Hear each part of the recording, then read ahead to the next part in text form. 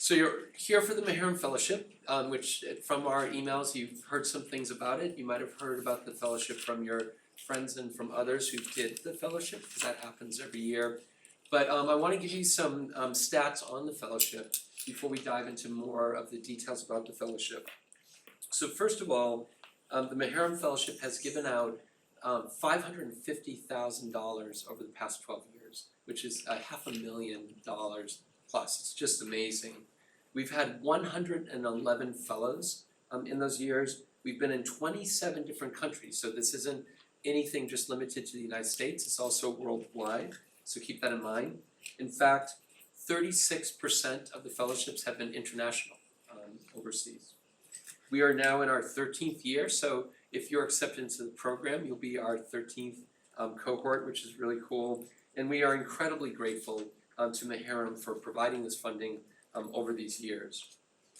The Maharam Fellowship, in your focus, if you pursue it, has to address social justice, community, activism, climate change, sustainability, or the environment. So you can pick one of those tracks, or your fellowship proposal can overlap at times. It can be, community-driven social justice and climate change. But it has to be in that realm when you have your proposal. And that covers a lot of territory, obviously. The organizations that you do this with have to be nonprofits, or they have to be government agencies. They cannot be a for-profit company. So that's a really important factor to keep in mind. Every year we do get some inquiry about the for-profit, and it just can't happen. It has to be nonprofit or a government agency. The Maharam itself, and if you talk to people, can be really profound, and its impact can be life-changing, it can be eye-opening, it can be really exciting, it can be challenging at times, and it can also be very fulfilling. This is a really cool experience, and we sometimes call it the mini Fulbright, because it bears a lot of the characteristics of the Fulbright, which we also manage and have workshops coming up for that. And it does also really get you outside the RISD bubble, which is great. This environment's amazing, but to get outside of it is really important. And very often, the organizations that you work with are going to be, they're not going to be as familiar with artists and designers. They may have no artists and designers working for them. So that also makes it really unique, because you're bringing this very powerful art and design perspective to this as well. This experience over many years has helped people build their resumes. It has helped them lead to new career paths and futures. It can also often involve additional work with the organizations. One of the fellows this year is still working with the organization, and they're very excited to do that. So when the fellowship ends in the summer, it doesn't mean that it ends completely. You might still be working with them. And it can also really greatly benefit these organizations. They're really thrilled to get you involved, and are really grateful for it as well. So there's really wonderful benefits all around. So what's going to happen tonight? We want you to leave with a very good understanding about the fellowship and its requirements. We want you to feel better prepared to develop your proposal and to reach out to organizations. And then we also want to get you ready for the application itself and to know the overall timelines. That's what we're about to do. I'm going to provide the overview, which I'm doing right now very clearly, and I'm also going to give you insights to what happened with this year's fellows and show you some of the other experiences, because often it's like, well, what can I be doing? Who can I be working with? And then Lisa Kramer, our Grants and Residency Manager and Fulbright Program Advisor, is going to take you through preparing and applying. Scott Malloy, our Senior Career Advisor and our Website and Social Media Manager, is going to take you through the timeline. And then we have several fellows that are going to join us around 7:30, 7:40, and we're going to do a Q&A with them, and you can ask them anything as well. So you'll hear right from the past year's fellows. So here's Aya, and Aya worked with the anti-racism movement. This movement is a grassroots collective that works to eradicate the exploitive kafala. Kafala is a sponsorship arrangement in Lebanon in which immigrants especially get locked into the system and entrapped. And so what Aya was doing was she was working with media projects to really challenge the inaccessibility and discrimination that's directed to the migrant community. And this is really prevalent in Lebanon through mainstream television and news articles. So this organization is trying to counter that. And I use storytelling and visual practices to narrate and animate the migrant community struggles. with the aim of elevating their stories, giving them, bringing them into the light and reclaiming their own narratives. A lot of Aya's work, and this is of course Beirut, Lebanon, and these were the headquarters for the anti-racism movement. A lot of the work involved an exhibit that Aya worked on to tell the story. So she spent much of the summer coordinating this exhibition, which was really cool. And this is Sam, so you might know Sam. Sam actually worked with the Wachir Flower Farm, which is located in Olneyville, so you can do them in Providence and in Rhode Island as well. This is a nonprofit agricultural and floristry center that's dedicated to bringing solace, joy, and healing to the people of Rhode Island by giving away hundreds of thousands of flowers annually and supporting the local floral economy via job training. So Wachir Flower Farm has really ambitious plans to build out their 2.7 acres over in Olneyville, which is a former factory area. And Sam led an effort to plan and design a high-profile, public-facing outdoor sculpture. And he spent part of the project, again, building out the sculpture and creating it. And in fact, there was just a ceremony recently where they launched this, a little media event. Sam is going to be joining us, but he said they just planted 10,000 tulips around the sculpture. So next spring it's going to look even more incredible. And here's Anya. Anya worked with the Chintan Environmental Research and Action Group, which is located in New Delhi, India. And working alongside field officers, management teams, and children, she explored the conversion of waste into social wealth through recycling and sustainable consumption. So in this environment, there are a lot of children who are picking the trash, and tremendous amounts of trash. And what Anya was exploring with the organization is twofold. One was working with the children and educating them, but also how can you use the trash to build out products and actual solutions with the trash. So in doing so, Anya would come up with, at times, like if you could use some of this recycled material, could you make tote bags and other objects in this case? Anya developed educational tools and methods which addressed issues such as poverty, gender equity, nutrition, climate change, and green livelihoods, while enhancing the experience of the children there.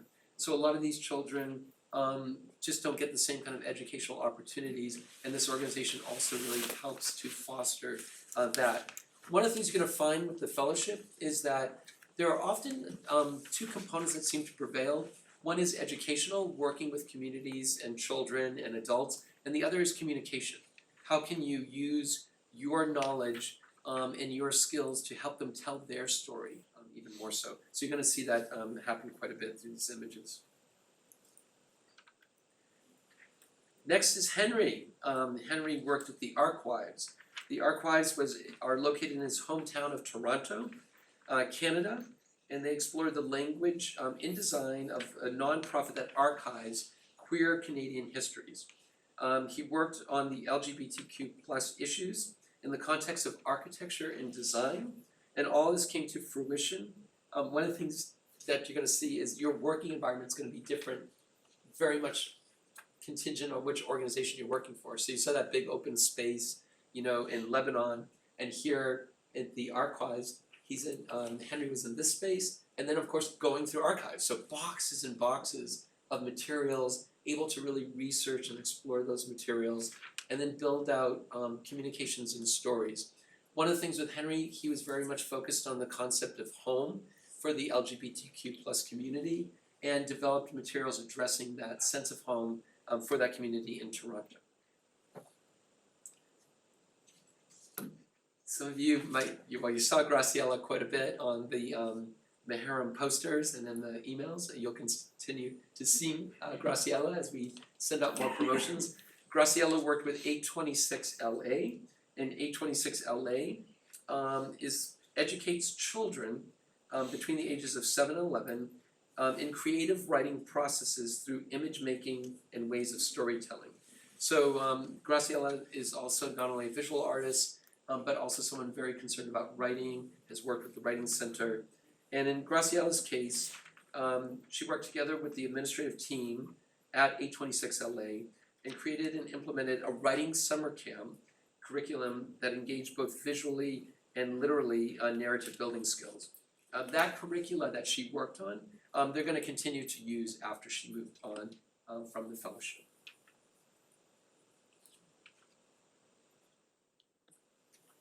Chenxi had a really terrific experience in China working with Rai Wave. Chenxi's passionate about community engagement, and through the Maharam Fellowship, he was able to address the problem and inequities in the Chinese rural education system. So Chenxi, when he went over to China, and he's a ceramicist, he was really exploring Jun ceramics, in which this tradition and culture has very specific glazes and ways of making vessels. And then they went into very rural communities in China to try to help to maintain these traditions that are dying out in some cases. And Chenxi was really engaged in teaching, again, in the educational component. I just love this photo and just how, enraptured everyone is watching him and listening and learning. And he really did an amazing job pulling together great groups of students to develop these ceramic methods through the summer. Viola, and you can see all of the different types of fellowships. I mean, every single one of them is different, which is really cool. So in Viola's case, she worked with the Mayor's Housing Innovation Lab in Boston. And there she explored modular and off-site building technologies to advance housing affordability in Boston. She worked closely with the iLab on the initial development of the project and conducted research with the stakeholders, interviews, organizing community meetings, as well as mapping, as you can see here, and documenting existing practices. So sometimes in these fellowships, you might end up at a conference, you might be at a talk, and then with Viola, the next moment she was on the Charles River, kayaking and seeing the city from a different perspective. Each of you, keep in mind, this is a very self-initiated proposal. So you often are formulating what you want out of the proposal and the kind of experiences you want as well. But Viola also dealt very much with the systems planning, really analyzing what happens when someone goes through the housing system in Boston. And then one of the really interesting things, look at this timeline. So traditional construction in Boston takes that amount of time and that many processes. By using modular construction, you cut down the amount of time and also eliminate a lot of the processes there. So there's cost savings, there's efficiencies, and that was something that really tied really beautifully to Viola's studies as well. So pretty cool. And then Joel. Joel is passionate about education, so you're hearing a lot of education tonight, as a critical site to accelerate equity, engage with communities, empower democratic processes, particularly issues of race, climate, and poverty. So Joel worked with the environmental organization Terra SG in Singapore this summer to develop climate curricula, interactive community programs, and collaborative sustainable action plans with local schools, organizations, and governments. I think Joel gets the award for having the most community engagement. It seemed like every time Joel posted at the blog, there were these big groups of people in different events and really got in contact with tons of people in the community, which was awesome. So all of these efforts were focused on equipping the community at large to come together in the face of climate crisis.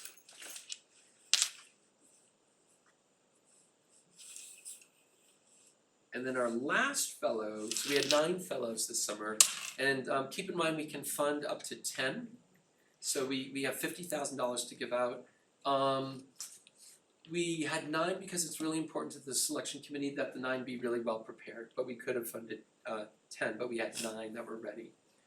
We can do teams, you're going to hear about that, so it can be up to 2 people. So if you do want to form a team, you'll hear more from Lisa about that as part of the requirement, but it can only be 2 people. You can't have 3 or 4 people on a team, so keep that in mind. And that would count,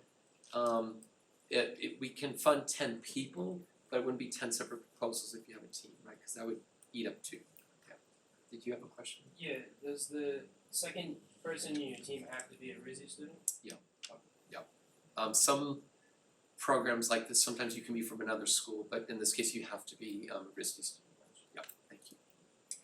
So with Karen, Karen worked at the Q Center this summer which is located in Portland, Oregon, and was an intern helping to facilitate and plan events. I love this rainbow pizza, which is killer.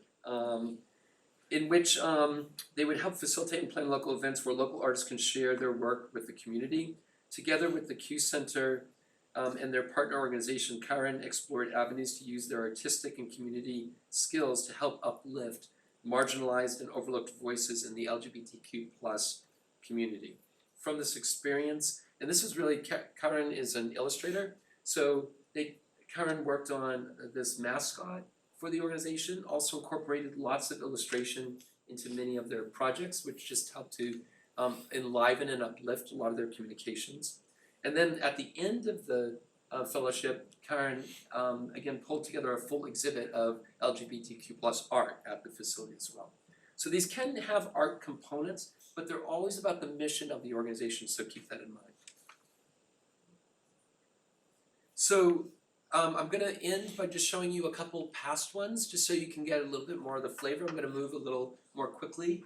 Lucia worked with the Literacy for Environmental Justice. This was in the Bay Area last year, and really looked at socioeconomic diversity and its impact on even poisons and pollutants in the soil, and how in lower income areas there was more of this. And then really developed materials and brochures and even a website tied to this.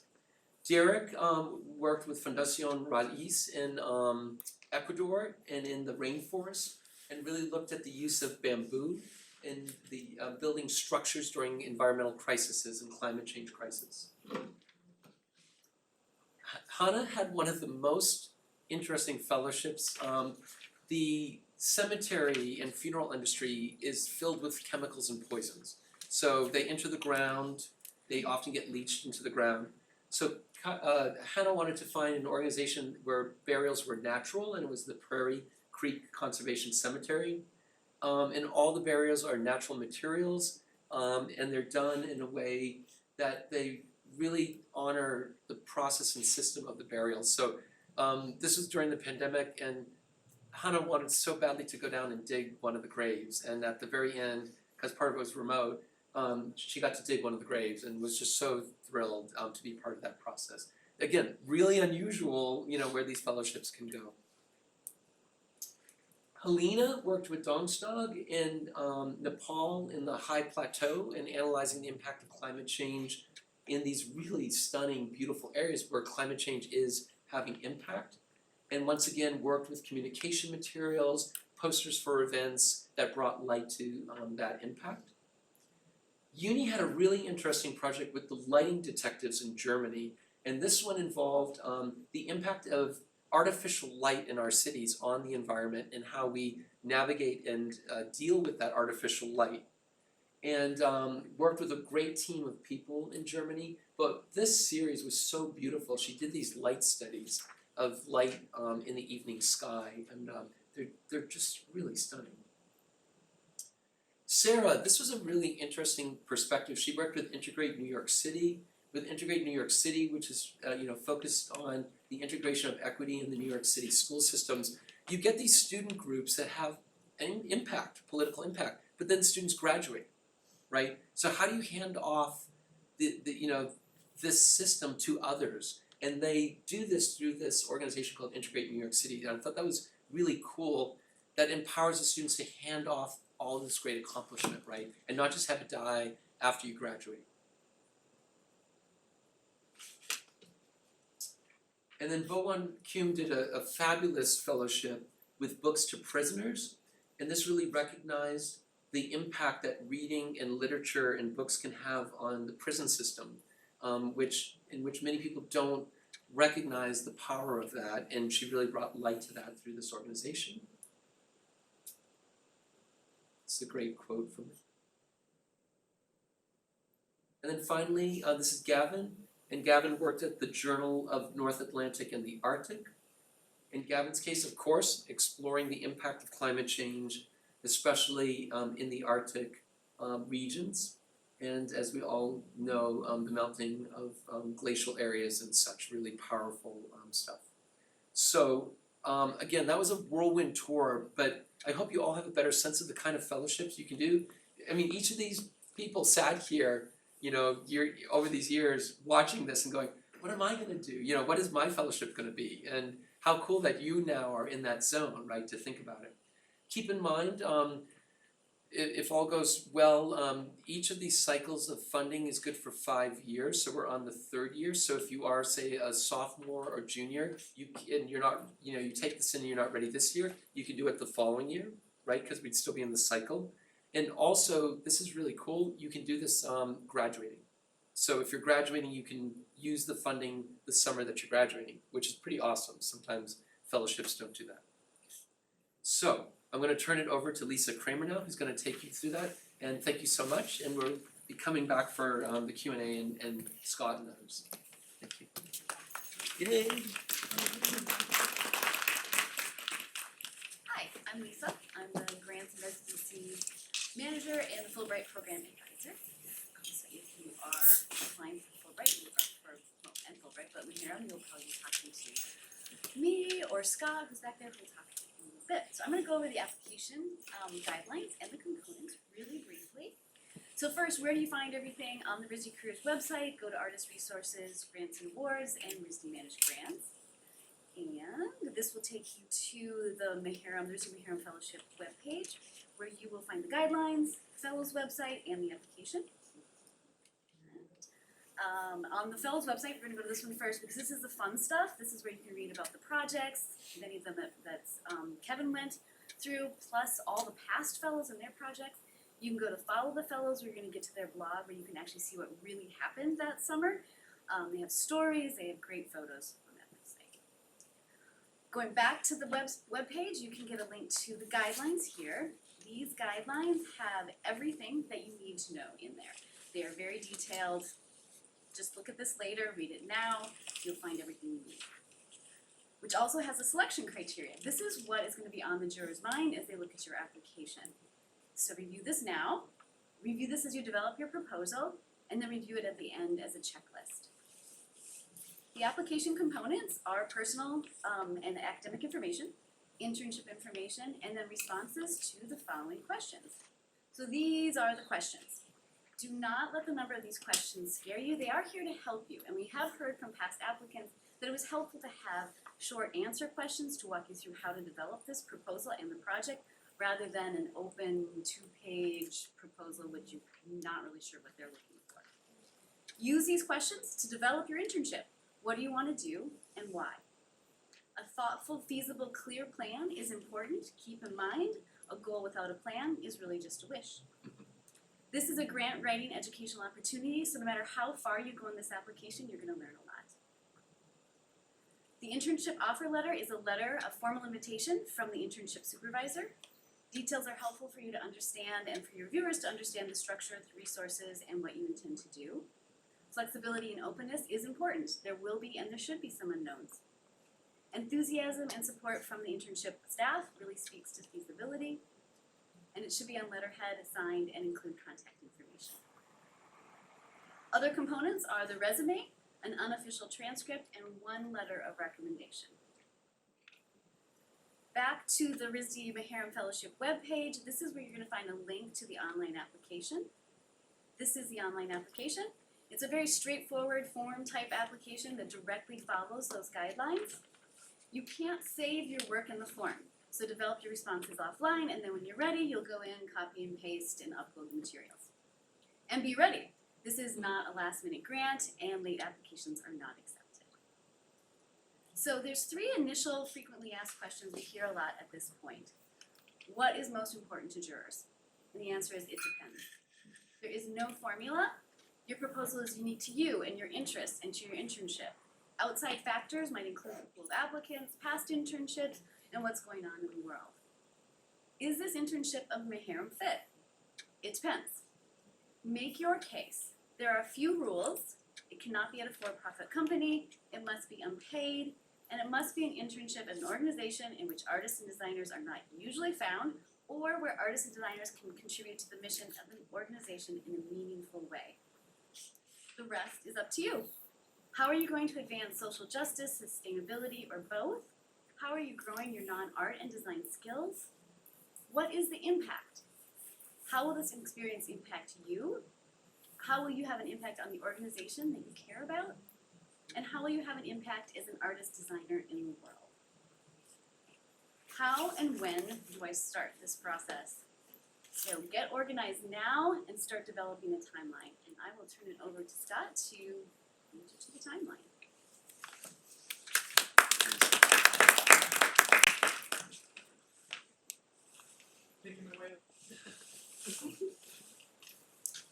Hey everybody, I'm Scott, can you hear me okay? Awesome. So I'm a senior career advisor and part of the support team for the Maharam Fellowship, and as Lisa said, basically my goal here is to walk you through kind of starting tonight, moving on through the next months into the application phase, into submission, and even the experience itself and beyond, sort of what this timeline will look like, so if you do want to apply, you can know what to expect. So, like I said, basically where we're at right now, right? This is kind of November, December. You are in an exploration and outreach phase for considering applying for the Maharam Fellowship. So what does that really mean? So as Lisa said, we really cannot more strongly emphasize review the application guidelines. So much, basically everything you need to know is in there. We've painstakingly looked those over and made sure that they include the information that you need. But please review those, even if you've reviewed those before, review those again, and especially look at the factors for selection and the essays so you kind of know how to build your fellowship moving forward. Kevin showed you some great examples of some past fellows. There's even more than that. So if you go to the Rizzi Maharam Fellow website and you want to look through the history, both in terms of the quick on the homepage, there's a quick synopsis of recent fellowship experiences. Then there's also the blog that Lisa mentioned, which really dives into each fellow's experience in a really intricate way. And so you can look at the website from both of those angles and really understand some past fellow experiences and use that as inspiration for yourself. Also, we're here as a resource, right? So meet with myself, with Lisa, with Kevin, to get guidance on your proposal. Even if you don't have it really fully fleshed out, they're just initial ideas or thoughts or things that you're reacting to in terms of what you've seen tonight, come talk to us. We'll help you work through your challenges. This is a big one, so kind of adding to the FAQ list that Lisa noted, a big question that we get and have received over the years is like, okay, I have ideas, but where do I find organizations? Where do I find potential internship host sites, right? So, lucky for you, I have some suggestions. So, if you're interested in interning at a nonprofit space in particular, Idealist, if you've never used it before, it's just idealist.org, is an amazing resource. Not only for finding nonprofit organizations, which would be particularly helpful for the Maharam Fellowship, but there's also jobs and internships on there for future reference if you're considering a career working in nonprofits. It can be really useful for that. So idealist.org, really good. On the climate and sustainability side, similar idea. Climate Base is a terrific organization that has a directory of climate organizations, and one of those subcategories is nonprofits that work within the climate and sustainability space. So that could be really helpful. If you were interested in potentially working with a government organization around these issues, USA.gov, really kind of straightforward. It's just the main government website, but on their homepage they do have a link that takes you to a list of all government agencies, which it might take you a little while to work through that list, but it is a good starting point in terms of identifying government organizations that could be good internship hosts. And then related to that, this might be a little bit more applicable to the climate, sustainability, kind of energy side of things, environment side of things, but the National Science Foundation also has a list of federally approved research and development centers that could also be good targets for a Maharam Fellowship as well. In addition to researching organizations, part of this process should also be developing a kind of a summary or a list of your own learning goals and objectives, so that even at this early stage, while again, you're not gonna have everything figured out, you at least have some guidance that you can reach out to an organization with and say like, here are the key questions and key things I'm interested in exploring, and I want to explore these issues with you as a partner. So those key learning goals are the things you're hoping to gain or learn from an internship. Start to write those down so that you can present those to an internship host when you reach out to them. To that point, at this stage and maybe heading into the month of December, you may want to begin that initial outreach to those organizations that you're considering being your host for Maharam Fellowship, so that you can begin to have those conversations and the internship can start to crystallize. As we head into the new year and kind of the beginning of winter session, you're now probably entering a little bit more of a writing and drafting stage. So the application itself is starting to come together at this point. So you've already done that initial outreach and you're now continuing those conversations with the host organization to really continue to refine and formulate the structure of the internship and understand what their needs are and understanding also what your goals are and where those two things intersect within the context of an internship. And you're also working towards securing that important offer letter, which Lisa noted is a part of the application itself. You also want to begin drafting responses to the essays at this stage, and as you're doing that, again, back to the guidelines and the importance of the guidelines, keep in mind the factors for selection, like what the committee is essentially looking at and evaluating as they look at applications. So one of those factors is your readiness for the experience, the strength and fit of the internship site as a fit for Maharam experience, the feasibility of the proposal. Again, keep in mind this is a summer internship, so making sure that what you are proposing to do is a doable thing within the time span of somewhere around 8 to 12 weeks.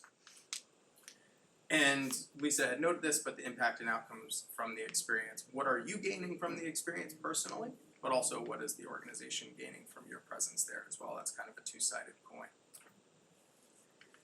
You also will need to find around this time, find a professor or past work supervisor who's willing to write a recommendation letter on your behalf. Again, this is an application requirement. I do encourage doing this well in advance and providing them with the deadline so they know exactly when this recommendation letter needs to be submitted. Also, you may want to provide them with some basic outline or basic details of what you're envisioning for your Maharam Fellowship, who you're envisioning it will be with, and also back to those kind of key questions. What are the key things you're hoping to explore? So that your recommendation letter writer can kind of speak to your fellowship a little bit in their letter. Back to this idea of meeting with us, we're here to support you, specifically at this stage as you're writing and drafting. We're a resource to get feedback on your essays, the budget that you'll have to submit as part of this, and also the timeline that you'll have to present, which basically sketches out what your summer experience will look like. So February, this is deadline month. So we're finalizing and submitting at this stage. So I kind of alluded to this a second ago, but make sure when we hit February, make sure that your recommender is well aware of the deadline and they have a plan to submit it on time. The recommendation letter does get emailed directly to Lisa, and it has to happen by the deadline of June on February 16th. Finalize all your application materials. Two pieces of advice here. So by this point, you've been in dialogue consistently with the organization, and there really shouldn't be any question as to whether this internship is moving forward, but we really do encourage that you, at the bare minimum, receive a verbal offer, so essentially like a verbal confirmation from the organization that they will host you as an intern by no later than February 2nd. And then that sets you up to hopefully have a written offer letter from the organization in hand, essentially the following week, February 9th.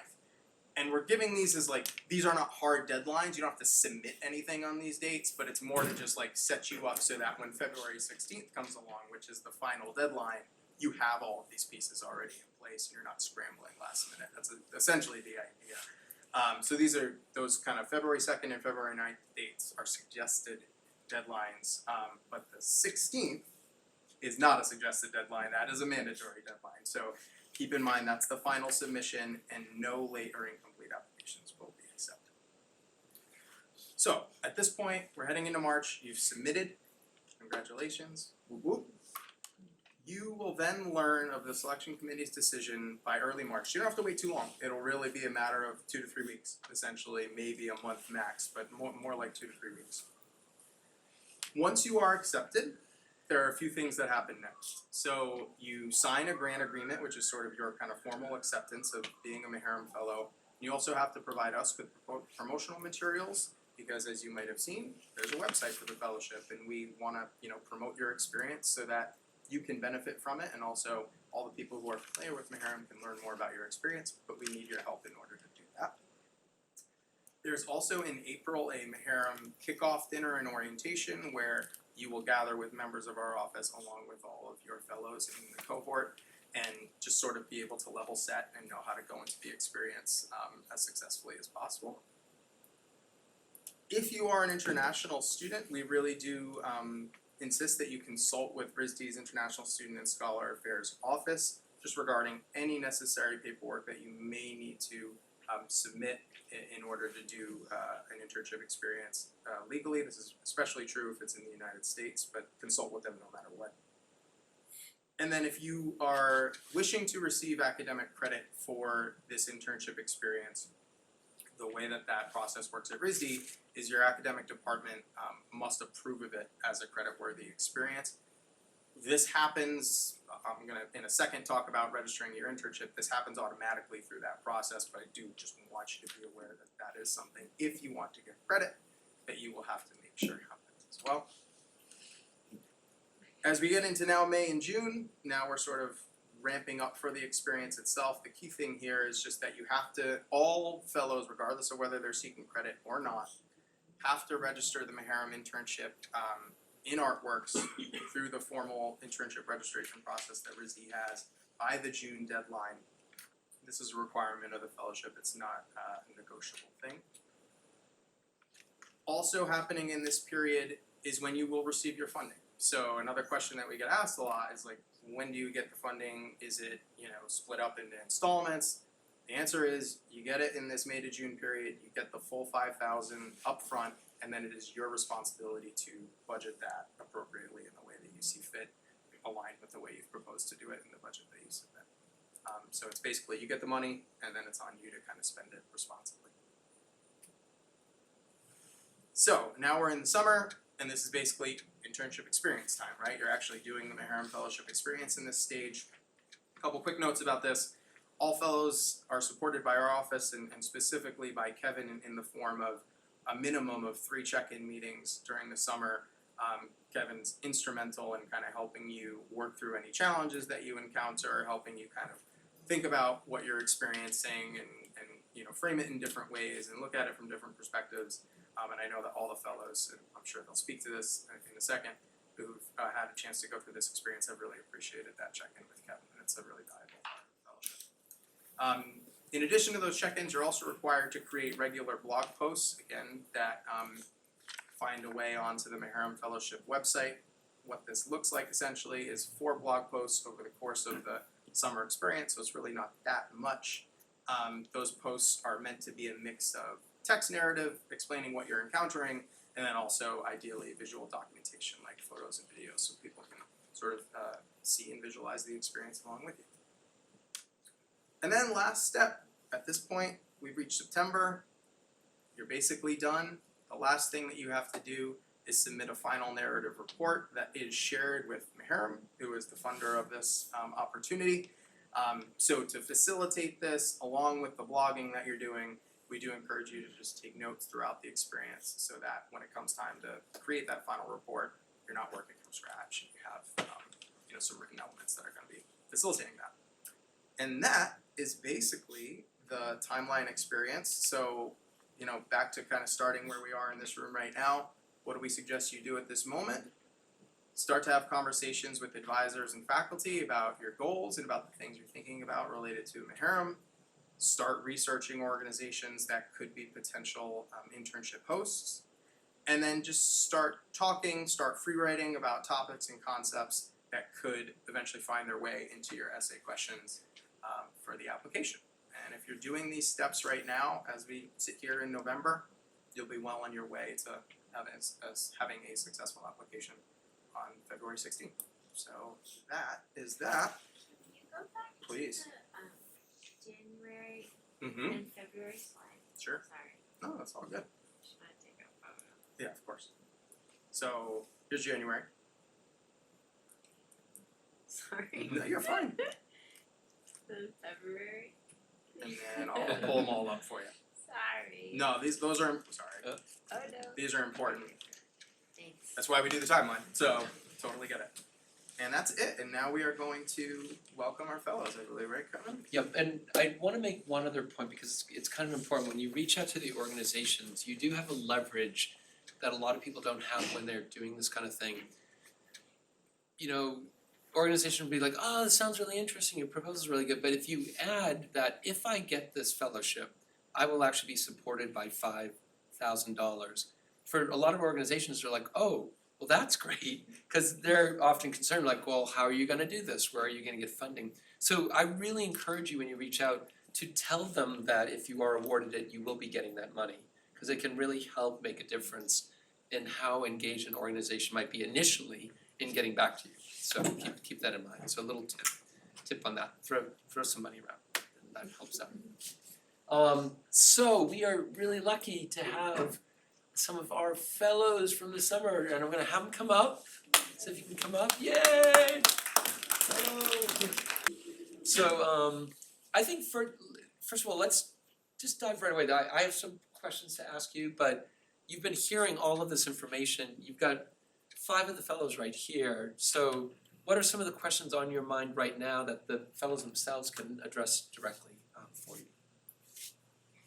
I was just wondering, when you're framing, you know, what you're thinking about and you're sending your initial email, you know, of course, like sending the $5,000 price tag is helpful, right? But like, what else did you find was helpful? I'm wondering about the speculative nature about contacting somebody. Like, do you have any tips for that process? Ooh, look at that. Yeah. I had like actually really great luck. The first organization I contacted responded almost immediately, and I sort of structured my cold email in like a 3-paragraph. Like, first paragraph is like, hey, this is like who I am, like what I'm studying. I was working in Singapore, so I was like, oh, I'm like a student in the States, studying like industrial design. I'm interested in X, Y, and Z. And then the second paragraph, I was like, oh, my university is offering this really interesting opportunity where I would get funded to work with you guys. And like, the second paragraph is like, this is why I align with your organization's mission, and this is work I've done.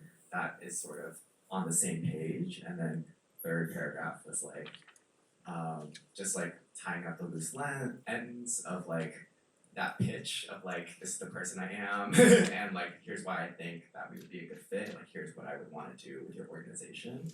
Let me know if you're interested. And then I got like an answer within that week. Yeah.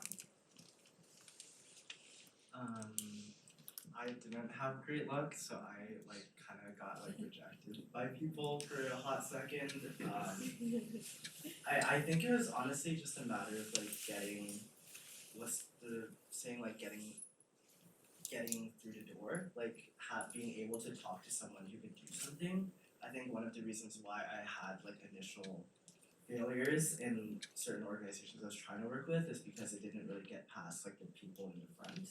And like, it was really hard to get to a person that like one of the people that could actually like hire me as an intern. Whereas I think the place that I worked at, the organization, like the people were really open to at least hearing me out. So it's just a matter of like being able to get on a phone call with the director of my organization that I worked at. And I kind of explained to her what my thing was about, and I think she honestly just got a good vibe, because I don't really think she listened that much to what I wanted to do. Like, I had a whole Google Drive, and I also had this whole essay, and I was like, I can do all these amazing things for you. And she was like, well, if we're not paying you, it's like whatever, and then it was like kind of chill. So yeah, it was just being able to talk to someone that can make something happen, I think was. I think you guys have summarized it. I really resonate with the second comment in that speaking to the right people is probably most important. I also didn't have a lot of success until I reached out to like 5 or 6 organizations, and only one of them was like showing an equal amount of enthusiasm that I was showing. But to get the foot in the door, I thought a phone call made a lot more sense, and then the email to give them some context. And the phone call also helped to find the right person making the decision. So it was like, I think leaning on the fact that it's free for them is like an easy way in, so I framed it as I wanna volunteer with the organization, who do I speak to? Because that's probably the person who's gonna make this happen for you. And then the email that's like super concise, but is every sentence is like value add, so like a sentence on the fact that it's no cost to them. If they know about RISD, leveraging that name is not a bad idea, and then, yeah, every sentence just being why it's a good idea, but not taking up too much of their time, like just super concise, and just asking for that next like in-person meeting, cause it's always easier to like make your case through a conversation than it is through an email. And these people probably have like 20, 30, 50 emails that they still have to read with stuff that's like actually in front of them versus something that's like 3 months out that's unfamiliar. So concise and in front of the right person. Yeah, I would just add, I think this comment about the phone, like a phone call is really interesting because people receive so few phone calls now, back to getting 50 to 100 emails a day, that phone call actually stands out as unusual, even if you leave a voicemail. So, you know, but the phone thing can feel really awkward too, right? Like, you know, you like to just kind of send the email and have them react. But as you're hearing, I think because it is unique nowadays, doing the phone call could really pay off. And Karen, do you have insight too, and Anya? A little bit. I would say I had also gotten lucky. There was two places I was debating between, and I ended up choosing the first one. I ended up contacting, and they got luckily on their website. If you like, I think there's a whole other aspect of researching the organization and who is like the people who are running it. Like I think what helped me was I chose like relatively smaller organizations within my community, and so I was able to find the people who were like in charge or could make these decisions to bring me on board a lot quicker. And so I was able to find like the email of like the executive director and like send them an email as well as like a communications coordinator, and so I got to get in contact with them and then like set up a meeting and like propose thing. And I think that was like, but also I had sent an initial email. The initial email at first was just very like not pouring everything out on them, but being like, hey, I have a proposal, and definitely emphasizing don't worry, you do not have to pay me. And I think maybe that might have helped as well. You know, I was thinking too with the emails, subject line is really important to get someone to open your email. So back to like using RISD, you might say, RISD Fellowship opportunity to support your organization. Like that would be really intriguing, right? You'd be like, ooh, what's this about? Because most of these organizations also as nonprofits are very welcoming of support. So think of your subject line as really critical to them opening the email also and getting back to you. And Anya? I think you guys summarized. Wow. Yeah. Good job. Other questions?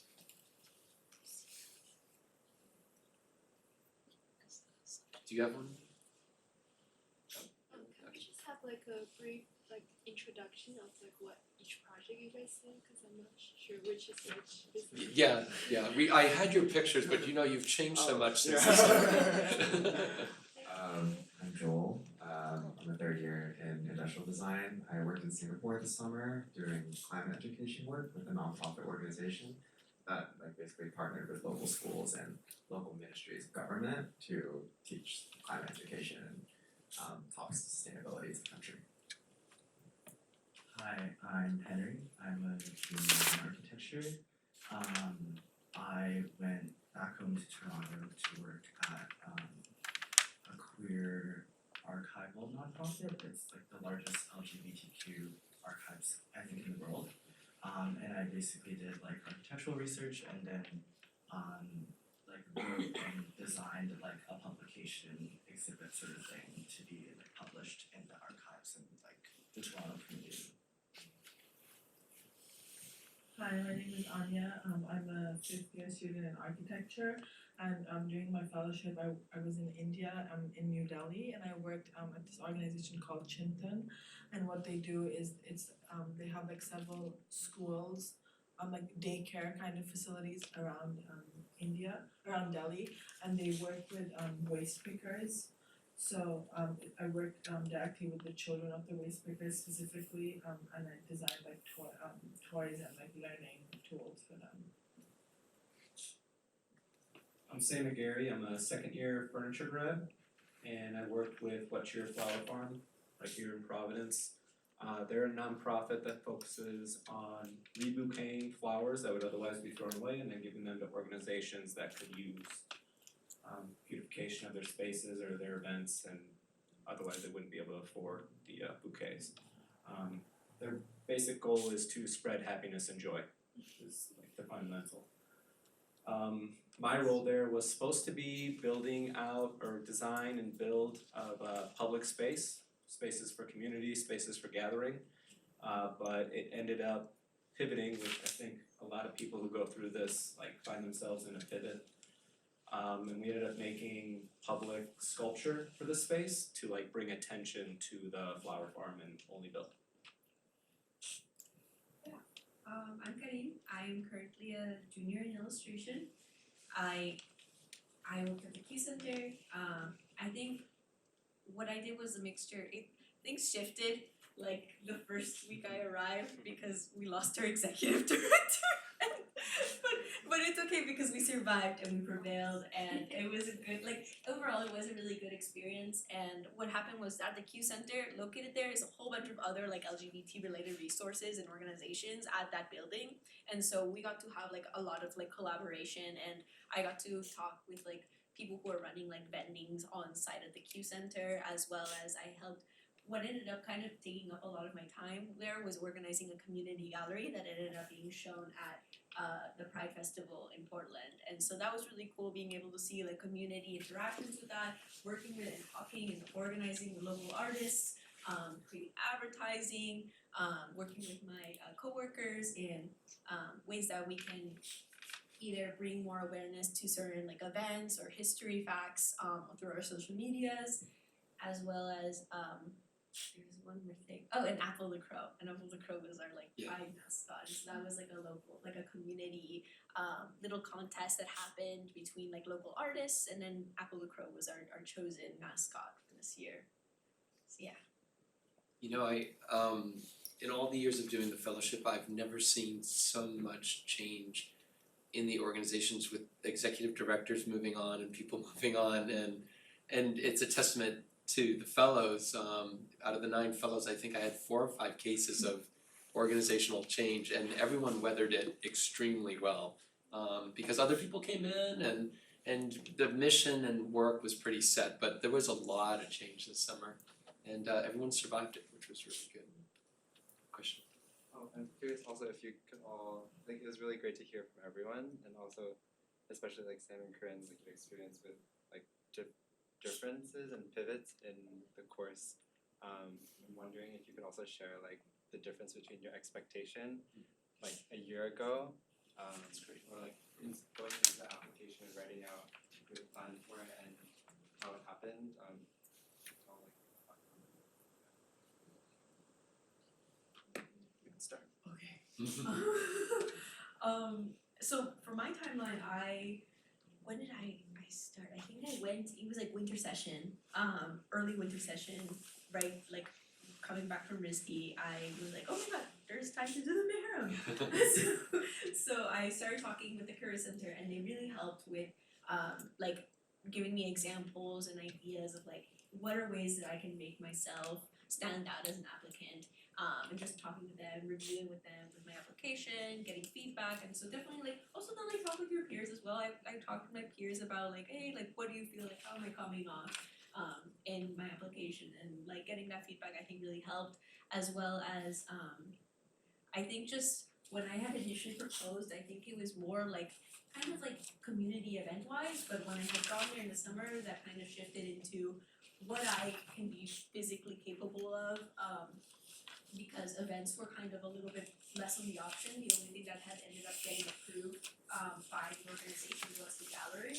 So it was more like, okay, what can I do within like the capacity that is not like a huge like drag queen show, but more of like, oh, let's make a zine library within the space that community members can donate to.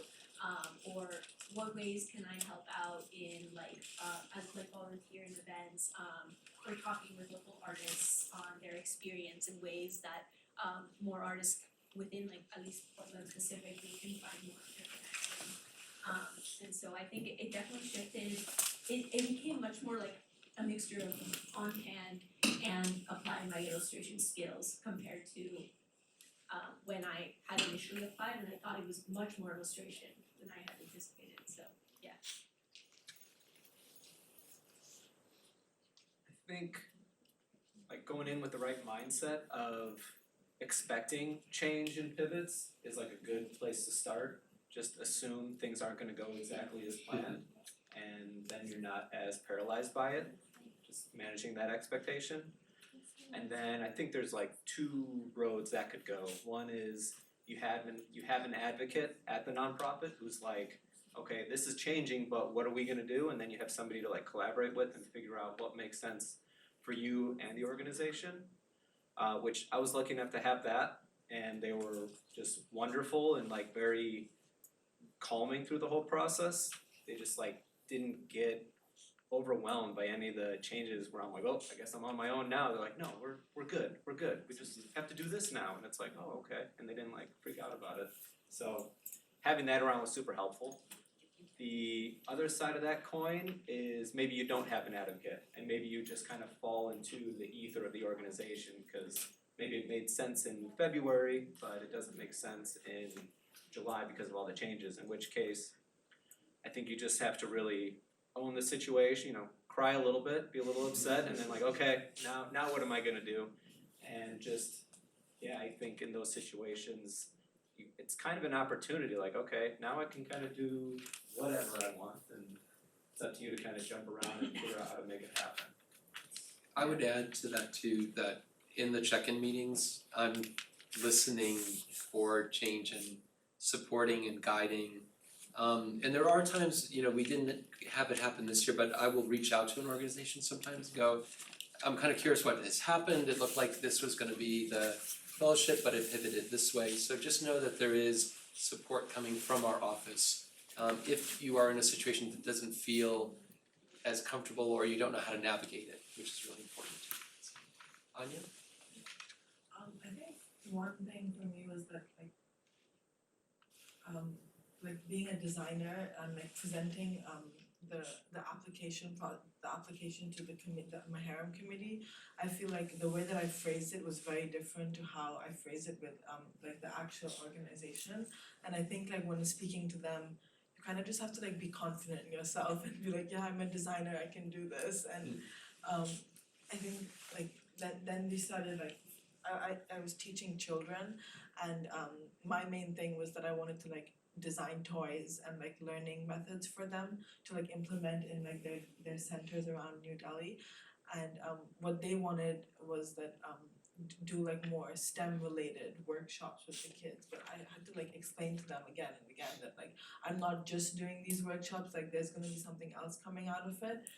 And I think that was like definitely like a barrier which I had to like overcome, like constant like not pushback, but like explain like that, like disconnect kind of.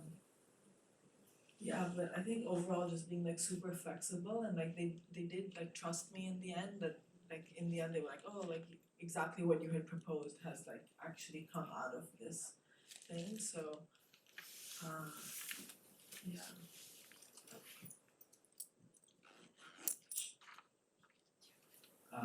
Yeah, my project changed a lot, pretty drastically from the idea phase to what I eventually like came out with. Even like initially when I was trying to figure out what I wanted to do, my idea was to work for some sort of like housing nonprofit or like shelter in Toronto to kind of look at like improving architectural aspects of that. Didn't really pan out because people didn't really care, and then I eventually landed on I want to go back to Toronto and I want to do something gay with architecture.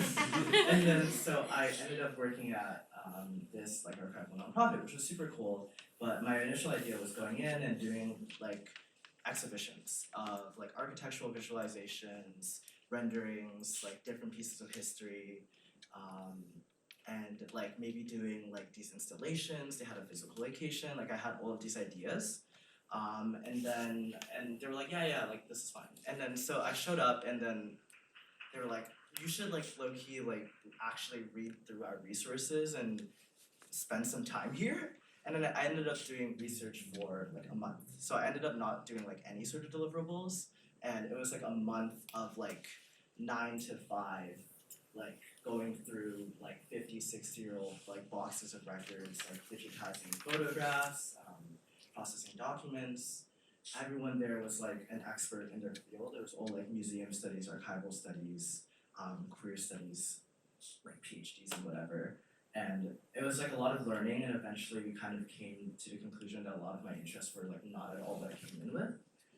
And then we thought the best sort of thing was maybe to do like a book, like a cute like sort of narrative experience of my time there, looking at like all the resources there through an architectural perspective, and then kind of giving that to the community, which they're pretty involved in, which more so would show, I mean, their main thing is like, they're an independent archive, they want people to come and research there, they want people to interact with their resources, a book to kind of show like what can be done with that. And I ended up like doing a lot of things I never expected, because they connected me to like a million people. Like I talked to like, there were PhD students from Cornell who were doing like their whole thesis projects on like queer Asian home and stuff. And I got connected to like different activists in Toronto, and like this architecture professor who was doing like a Chinatown archival project. And I came to realize like I kind of came into the Maharam with like, I don't want to say like a problematic like design savior complex, but like it was definitely like, there was a danger of that, I think. Like I kind of expected to come in and be like this expert, offer all of these fun design things and be like, wow, like redesign our headquarters or something. But I think I came to realize that I was gonna learn a lot. I mean, that's kind of cheesy, but I did end up learning a lot more from them. I realized that I actually have like a really huge passion for publishing and sort of articulating architecture through language and books and literature, and I declared like an LAS concentration, and like all of these things never would have happened without the fellowship. I still think I am doing things for them. I'm still currently working on a project with them, and publishing a book with them that's gonna come out in the winter, like December. So I ended up doing things for them, but honestly I think my major mental shift was realizing I was gonna take a lot more from them, to be honest, than I feel like they would take from me.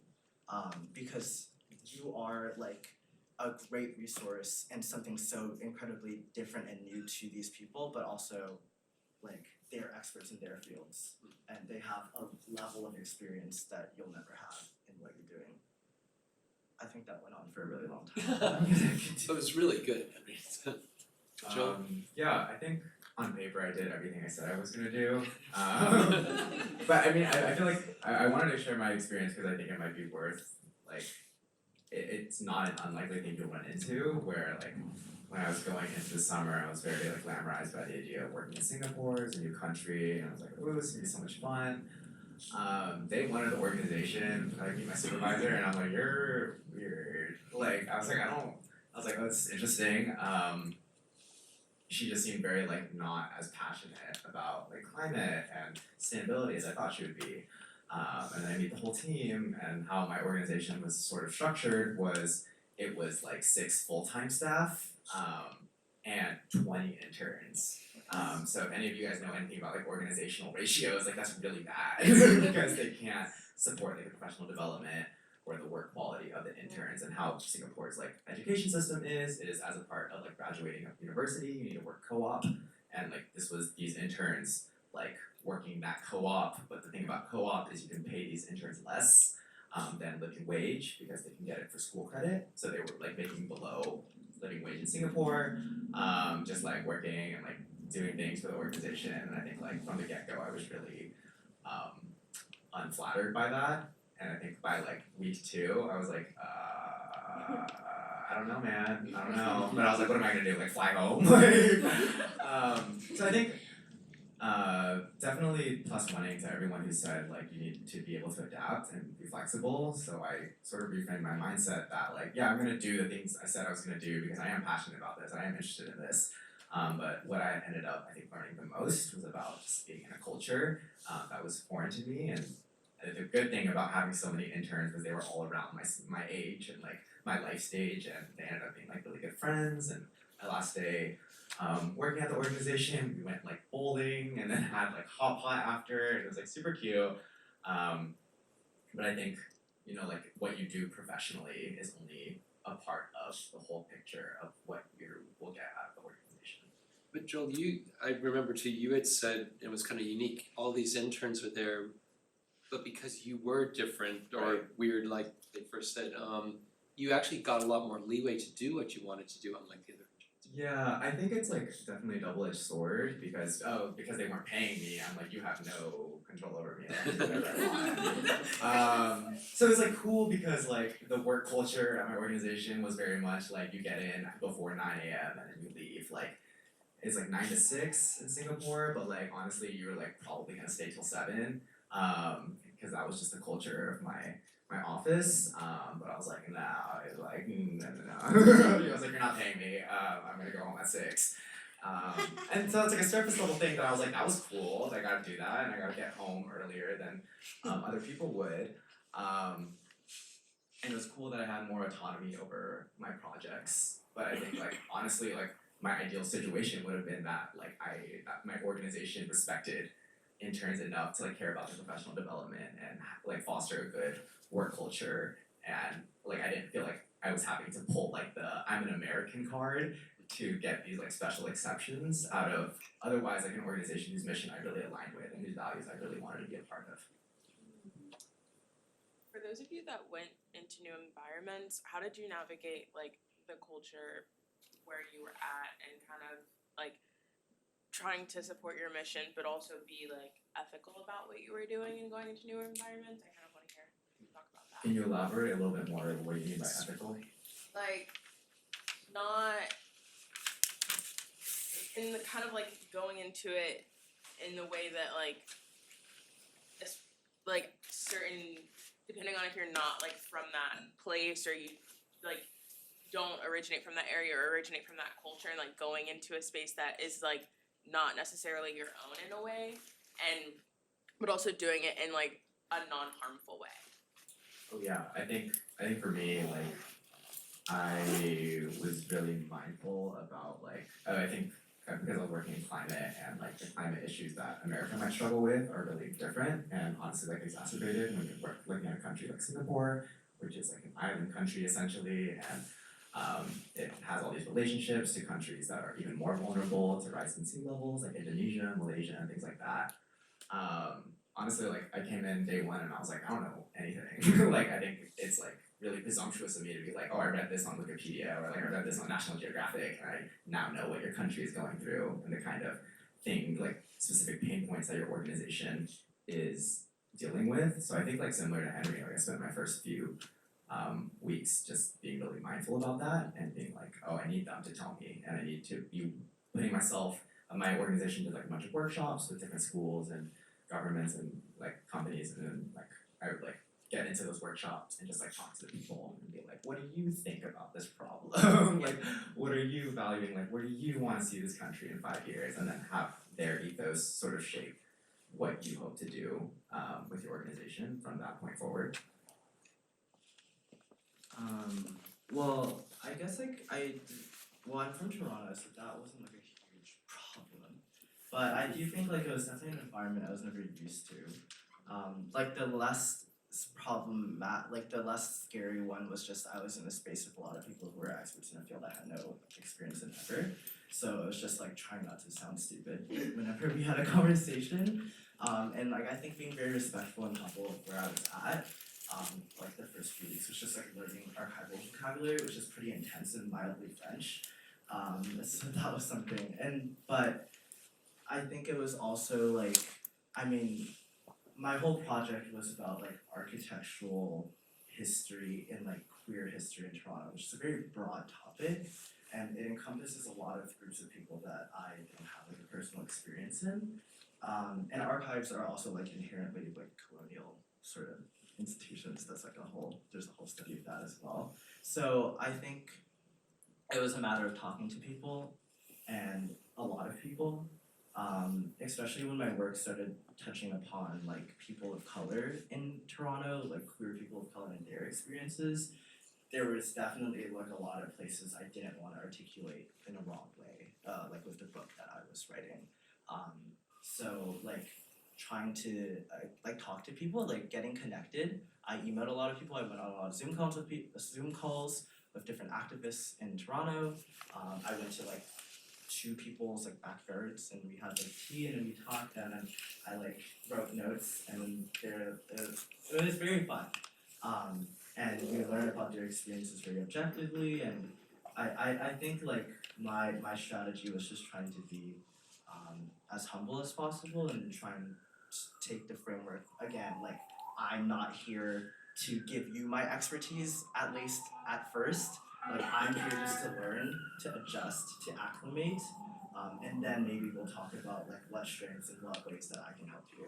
So I think that was how I kind of navigated that.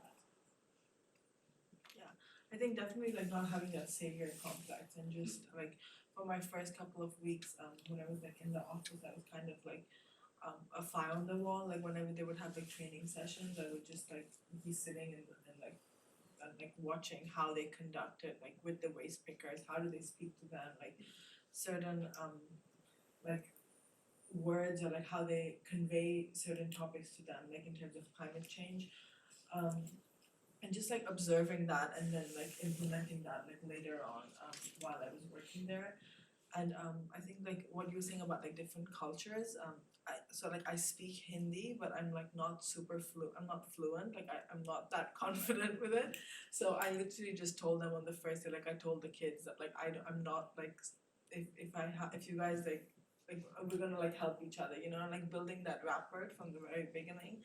I think was helpful that like, you know, I'm gonna teach you, you're gonna teach me, so I think that was definitely helpful too.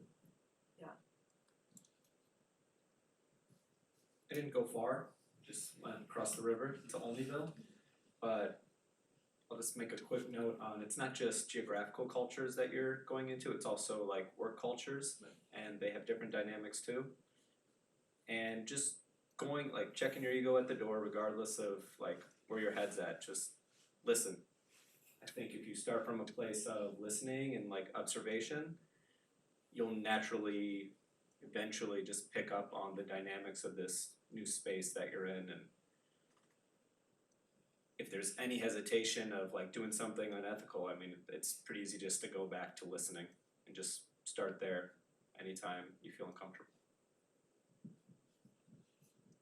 Yeah, I agree completely with everyone has been saying. I think like because my family lives in Portland, though I just did not grow up there, and so I live like on like an outer area of Portland, and so there's I don't know if I would describe it like New York, but it's just like there's different cultures within different areas of Portland, and so like I was lucky enough that the previous summer I had worked as a camp counselor within this east side of Portland where the Q Center was located.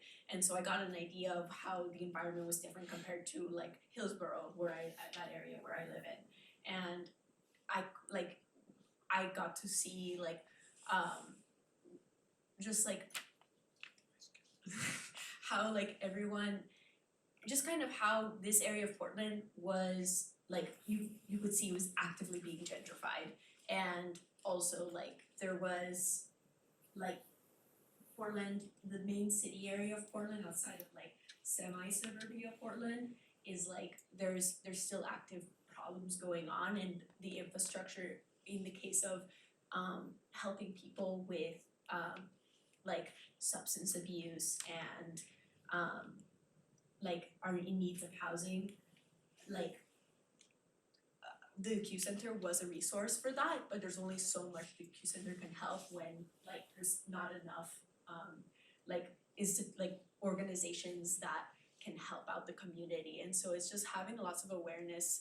Like one thing that I was told as like a camp counselor was like walk around in your the community that you're going to be working in, and like in a mixture of getting to know the people, but also just see what type of like what is the culture there, and like during events where I would like volunteer that were happening at the Q Center, I would talk with other volunteers or people that were attending and seeing like what the Q Center meant to them, as well as just how like the Q Center is situated in this area of Portland, like what it meant, and whether like what ways the community interacts with it as well. So I think there's this like awareness of what does the organization mean to the community, as well as just like how the community perceives the organization as well. Just having that balance, and also just being so like as you were saying, like learning, like being really open to continuing learning, because there's just like there's so much history from various like people's experiences within Portland. Like I talked with like queer elders, and they were so cool, just like describing like the past culture of like queer Portland and how that's changed. And it was also like because there's not like compared to Rhode Island, there's not a Caribbean scene in Portland, so I got to meet like a fellow Puerto Rican, and I was like, oh my god, like this is crazy. And I think like I think a mixture of talking with people and walking around within your community.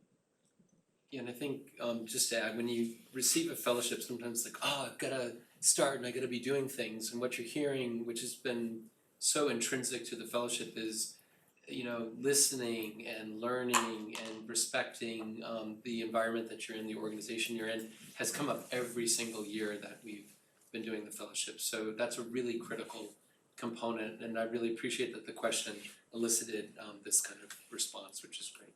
Keep that in mind when you have to write your timeline for the application, Yes. what those first few weeks might look like.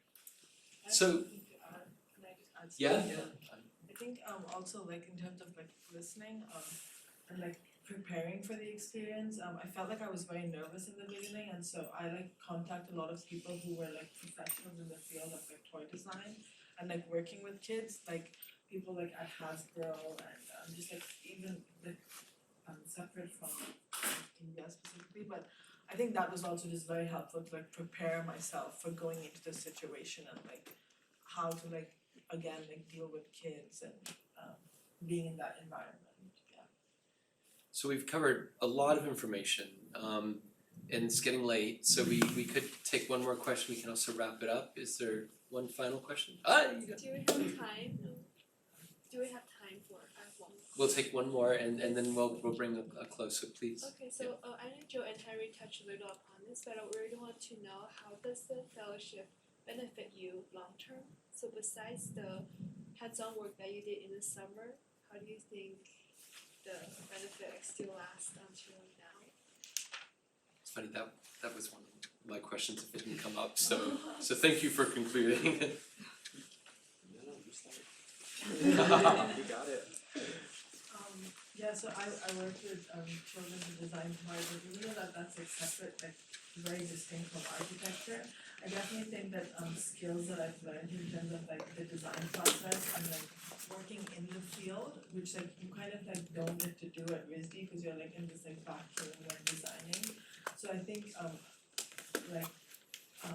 designing with people like at the center and like actually working with those kids was like very impactful to like my career and like what I want to do eventually. So I'm like more interested, instead of like just like larger architecture, I'm more interested in like experiential design, so like actually dealing with the people. So it kind of translates in terms of how like thinking about the user at the very beginning instead of like much later on in the process.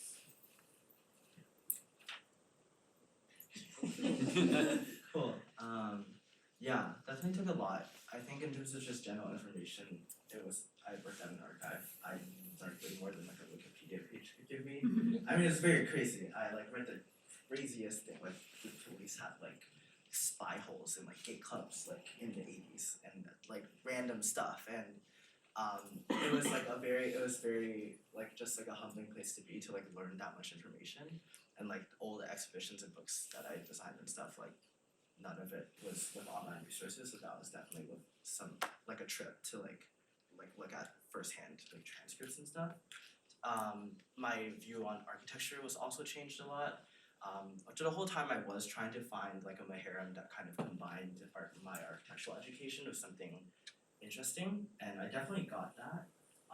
The way that people, I mean, I'm saying very specific things, I guess, that happened, but like the way that like historically queer Torontonians view the built environment and home and community was so special and very beautiful to me. Like there were like these large queer collective houses where they like lived communally and like supported each other and like started rallies and did all of these things. And yeah, like I really connected. Like one of my colleagues told me she got into the like archives because it was like she's like a really nosy person and it's like the best way to like know the most about a person's life. And there one like small anecdote is like there's this one person called Lloyd Wong who I kept coming across in like records for like the first few weeks of my research. And then I was like, why do I keep seeing him? He was like in photographs, he was in protests, he was like a big guy, like kind of like the most famous gay Asian guy in like the 80s. And he was in documentaries and I was like, wow, he's so cool. I wonder what happened to him. And then like week 3 I came across like a VHS tape of him getting interviewed like a week before he died from AIDS. And that was like a crazy experience for me. I was like in like this little corner of my office and I was like crying, like watching this VHS tape of this guy who like died like 40 years ago. And like that was such a special experience. So I think you really take sort of the humanity of the people you're working with and like the life that is like so flowing in the places that you go, which I think is not like special to archives, but like any place you go, like these are people that are so incredibly passionate about what you do, and you go there and you gain such an appreciation. And for me, that was an appreciation for like the archival process, like memorializing history, those sort of things. And then now, as I was saying, like I declared an LAS concentration. I love making a book. GD is a cool department. Like these are all things that I'm doing now with my time. Yeah, so it's like changed the trajectory, I think, of my education, at least in a bit of like a pretty decent way, where I've now like know what I'm very interested in pursuing in the future. So yeah, like publishing books, those sort of things. Learned like a lot. It's an experience that will stay with me for some time. I think for me, I feel like the impact that Maharam had on me was concentrated on like my personal life.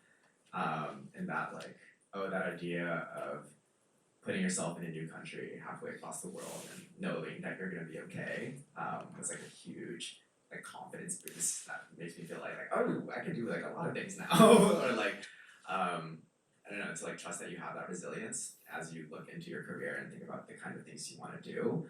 I feel like it positioned me really well to feel like, oh yeah, like I'll be okay. And that's like a super powerful thing. And I guess similar to what Henry was saying of like finding that shared humanity, like I'm in this room with a bunch of people who I like on a surface level share nothing in common with. They grew up in an entirely different part of the world, have different ways of speaking, and even though we speak English, it's like completely different kinds of English. And then still by the end of the fellowship, they became like some of my closest friends, and understanding that like, oh, we as people are only as different as you make them, but like we also have a lot in common, and finding those common points that like connect with other people's humanities is like a super beautiful thing that I really loved about Maharam, and I think is the biggest thing that I'm taking away from it.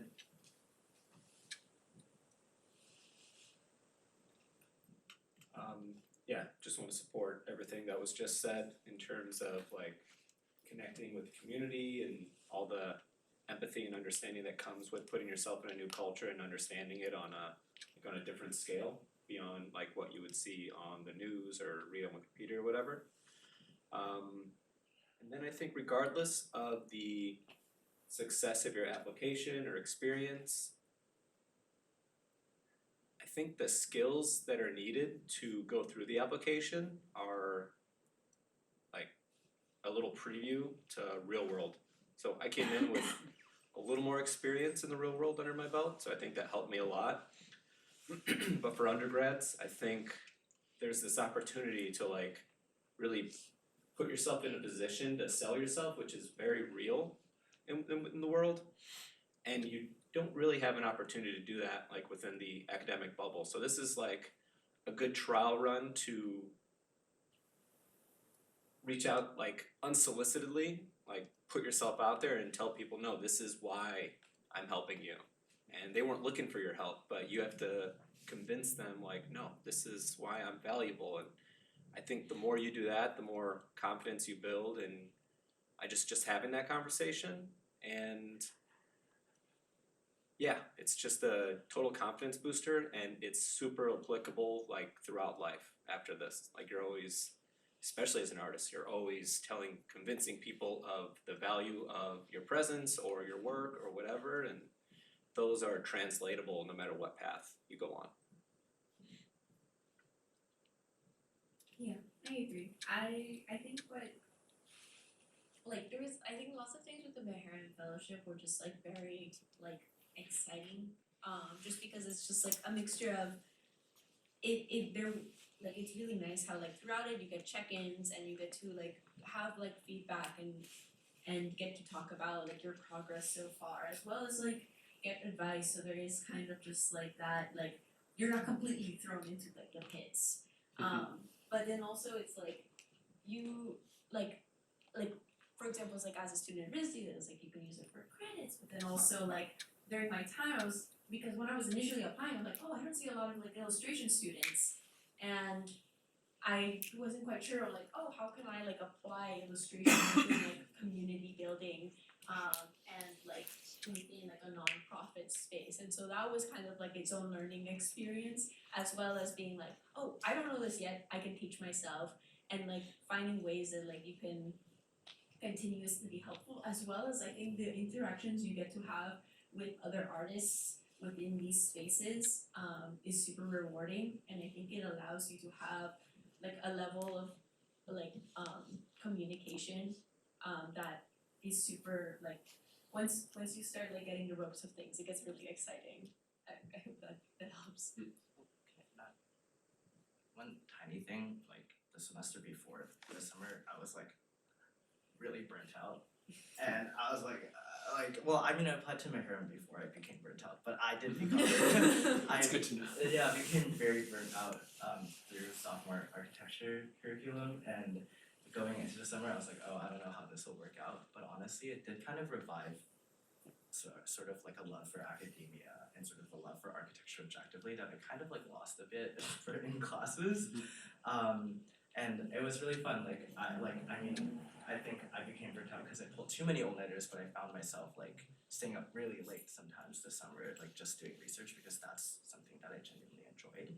And looking at architecture in a way that like a professor wasn't like hammering into me every day, but instead like a true like objective love for architecture that I found through in my own way with my own agency.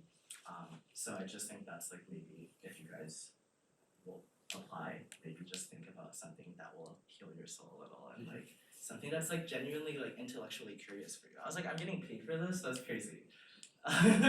So like I think like yeah, that's what I gained as well. But a small thing. Well, it makes me really personally makes me really joyful to hear these responses. And Joel, Henry, Anya, Sam, Karin, thank you so much tonight for offering these insights.